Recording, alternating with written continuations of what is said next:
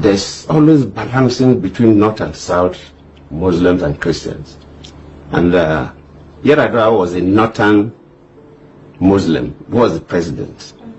And he took over from a Southern Christian, Obasanjo, who ruled for 8 years. So definitely the Northern Muslims wanted Yar'Adua to at least do 8 years before he could come back to the South for another, probably a Christian, to take over.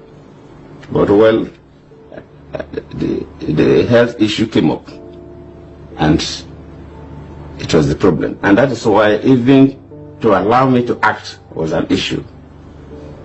When Yar'Adua was going for the medical checkup, actually a letter was written.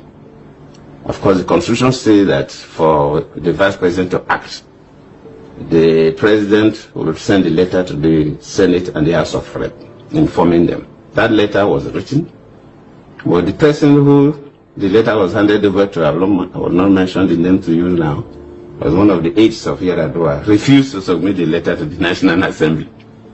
And Yar'Adua became so ill that he had no control of issues. So we had the country where the president was not available and there was no acting president. Yes, as a vice president, you can take over the responsibilities of some responsibilities of the president.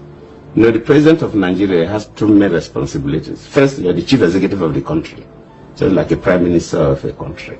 That the vice president can assume, wait, you don't need any transfer. And I was doing that because we're having an executive council meeting, we're approving memos from ministers, so the government was going on.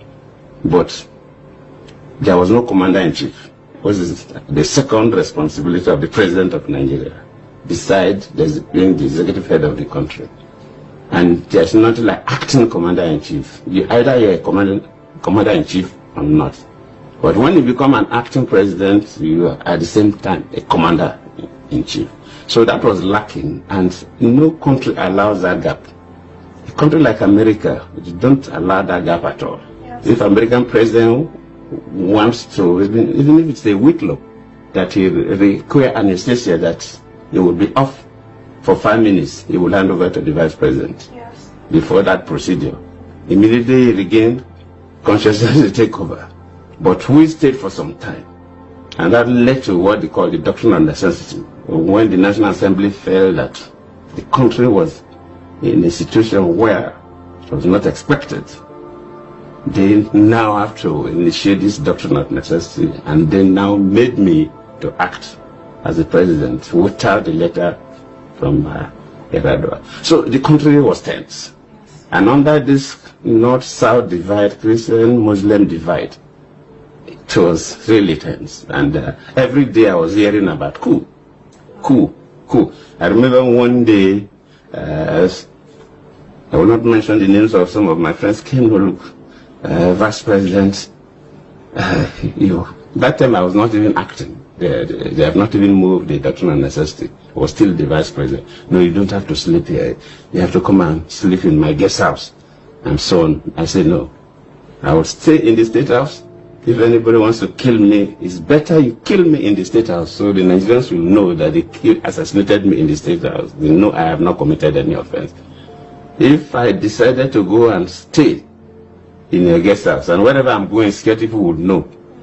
And if people go and kill me there, they will now say Indian girls brought apple to kill me. And I wouldn't want that kind of story. But if they assassinate, it's better that I die here in the State House than being assassinated outside the State House, because all kinds of stories